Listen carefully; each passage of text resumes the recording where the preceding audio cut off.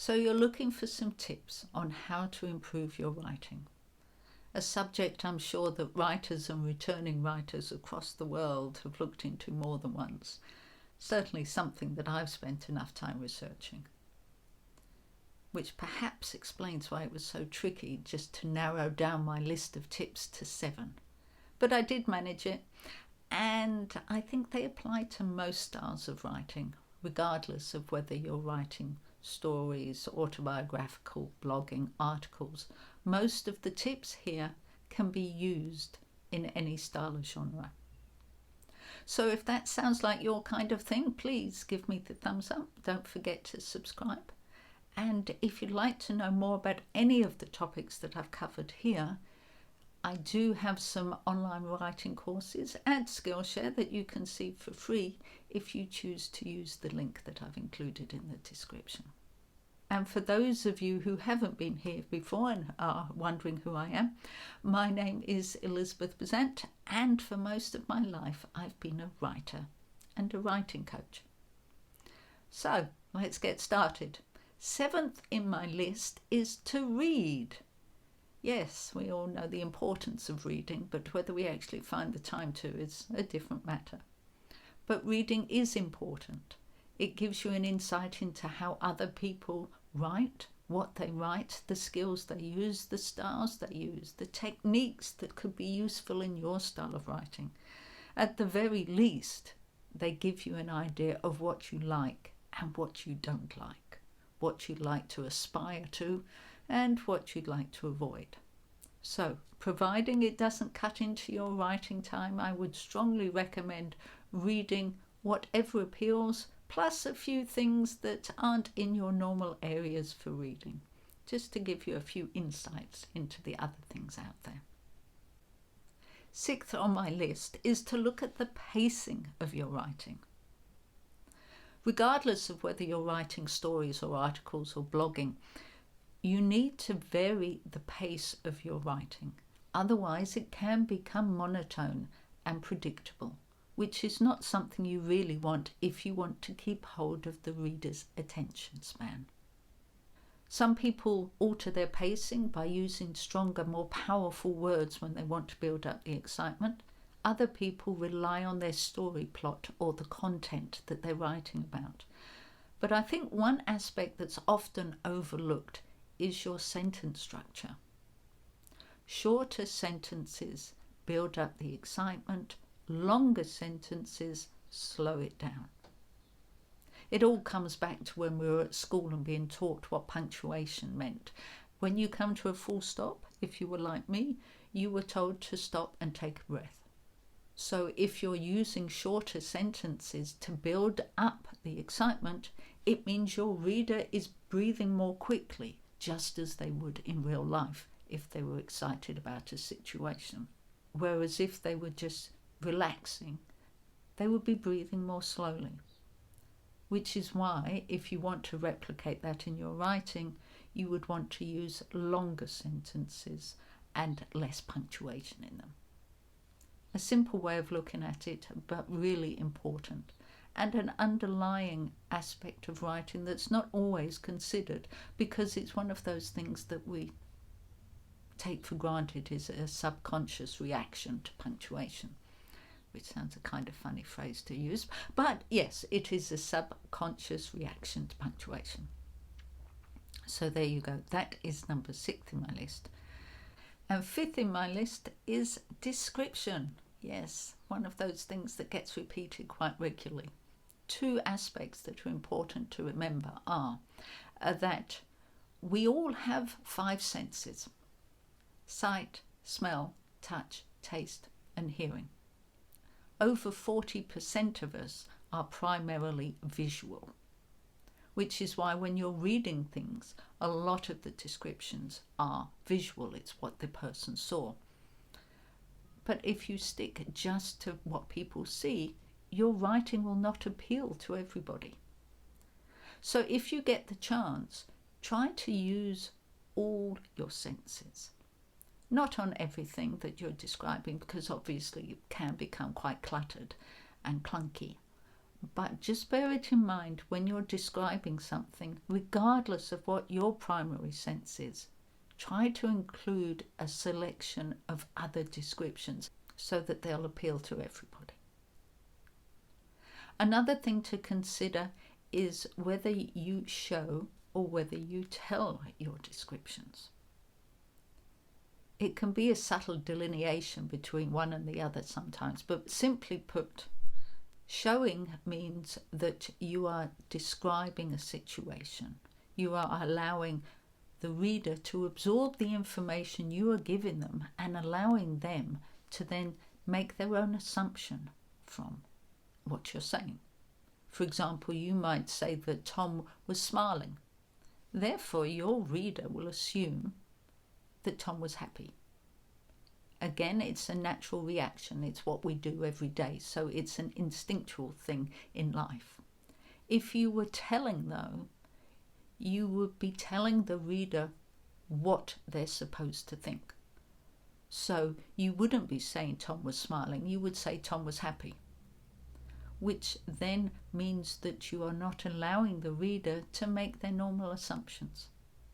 And in some respects, that can make your writing, again, a little clunky. So, given a choice, show and don't tell. If you'd like more information on either of these topics, I do have, as I mentioned earlier, online courses on both of them on Skillshare, and I've included in the description a free link so that you can get to see all my courses and everybody else's for 2 weeks free. Okay. Fourth in my list is write for your audience. Know who your target reader is. We all hear this quite regularly, I'm sure. Certainly I hear it everywhere I turn. You need to know who your perfect target audience is. Who are you writing your story for? Now, it's all well and good to say, but my story is amazing and I'm writing it for absolutely everybody. And truth is, wouldn't that be wonderful? But in essence, it doesn't always happen that way. So therefore, it's important to decide who your actual market is, to nail it down, to niche it down to exactly the person. Who is it that you are writing for? Even give them a name. Certainly for one of my books that I was writing, I put my mother as the target reader. And I'm writing this book and I'm describing aspects of it. And it was a factual book, I should put in, not a story. I'm writing this book and I have this voice in my head of my mum saying, I don't understand what you're saying. That makes no sense. Which meant it was so much easier to write this book because I knew who I was writing for. If I went off track, I was pulled back on track. If I used words that were too long, I knew I had to shorten them. If I went into too much depth about things that were obvious, I again knew that I needed to delete it. There was no need to go off track because I knew who that reader was. And again, it comes down to, it's not just the interests of that person. It's the age of the person. It's their education. It's what they enjoy reading about. It's their daily interests. The whole thing. When do they read? Why do they read? How much do they read in it? Do they just read one chapter a night? Do they sit down over the weekend and read a whole book? Do they read a book to relax? Do they read a book to be off in a different world, to get away from where they are? Do they read a book to be inspired to go out and conquer the world? There are so many reasons that we can read. And by knowing who your target market is, you can write something that appeals to them. So there you go. That is the next skill. Know who your target market is. Third on the list is dialogue. Now, if you think about everyday life, speech is a big part of what we go through every day. Whether we're listening to people on TV, on the radio, on iPods, in discussions, on texting, on phones, in videos, there is a lot of speech going on. It is a huge part of our life. Therefore, it stands to reason that it should be a huge part of our writing. And everybody has a different way of speaking. A lot of it reflects their age, their lifestyle, where they come from. But a lot of it also reflects how they look at the world. So whilst it might just be a conversation that you think you're writing about, you're showing more about your characters. So don't stick the dialogue in the middle of a sentence. Put it on a line by itself and make it stand out. Make it clear and concise and give it the respect it deserves. If you're not sure about how to write dialogue, again, I have a course, but go out and listen to other people. Hear what they're saying. I'm not saying eavesdrop because that would be wrong, but listen to other people. You could also listen to podcasts. You could listen to videos, the whole thing, whatever works. Listen to people, see how they speak, to make sure, therefore, that your dialogue, when you use it, has the impact and justifies its place, because it is an important part of writing. In my list of tips up until now, those first 5 were pretty tricky to know which order to put them in. And in many respects, I don't think it really matters whether one was first or second or third or fourth. It doesn't matter. But these 2 last ones are important, very important. So if you only take away 2 things from this video, please make sure they're these. And perhaps the fact that I have all those online courses on Skillshare. So, second in my list, and quite possibly without a doubt the note that I wrote on most critiques, was: this would benefit from another proofread. So once you've written all your work and you've got all the words on your page and you've taken a big sigh of relief because, hey, you've finished it, you've got that piece done, it's ready to go, please do not send it out.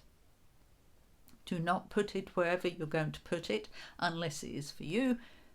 Take a deep breath, walk around the block, go make yourself a cup of tea, and then come back and reread your work.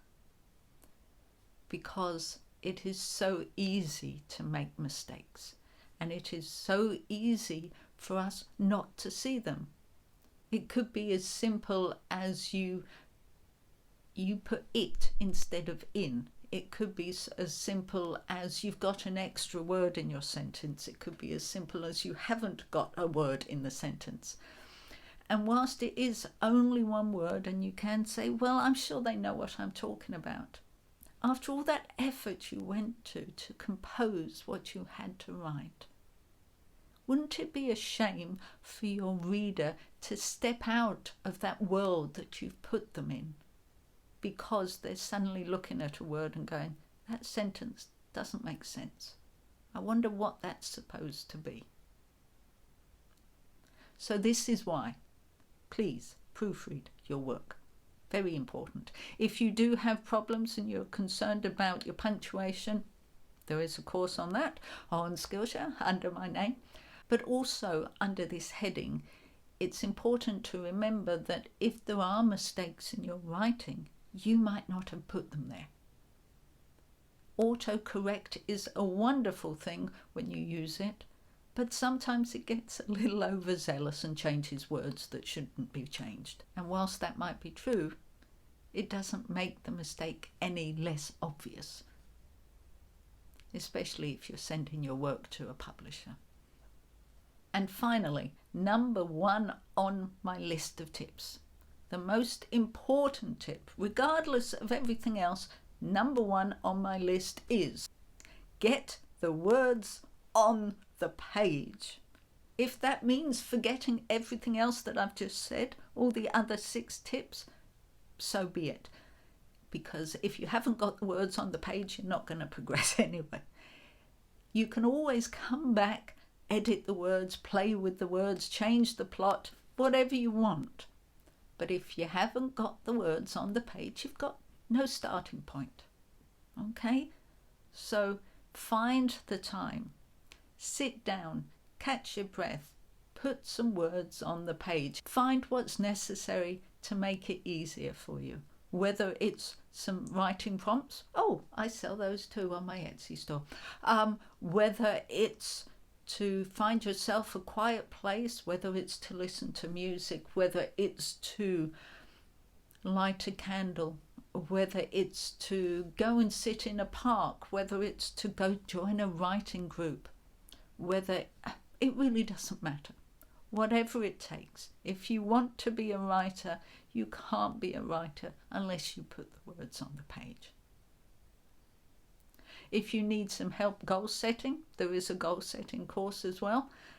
It shows you step by step how to get where you want to go, as well as defining where you want to go. I often wonder how many the people there are out there who want to write and don't actually get round to it. Certainly a lot of people I've helped to write have been writing their autobiography, and I know for a fact that a lot of them ran out of time. Their story never got finished. They never saw it in print.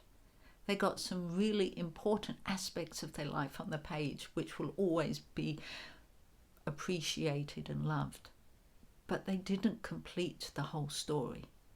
Whether it's because they specifically ran out of time, or whether it's because other things got in the way, or because they lost their motivation. I don't know. But if you want to write, it doesn't matter what you put on the page. It doesn't matter whether you want to write your life story and end up writing a handful of anecdotes. It doesn't matter. Once you have a starting point, you can work with it. If you don't have that starting point, your finished product will always be a dream. And that would be a shame. So don't be one of those people who keeps talking about writing and never quite gets to it. Show them just how good you are. Get those words on the page and have fun doing it. So there you go. Those are my 7 tips. I hope you found them interesting. As I said earlier, please give me the thumbs up, and why not follow the channel as well. I'm bringing out weekly writing prompts to help people to get writing, plus all kinds of other interesting writerly things. If you do want to check out any of those online writing courses that I so subtly mentioned in this video, the link is in the description. Plus, of course, don't forget you can get 2 weeks free if you use that link. My Etsy store link is also in the description, all kinds of writing stuff there.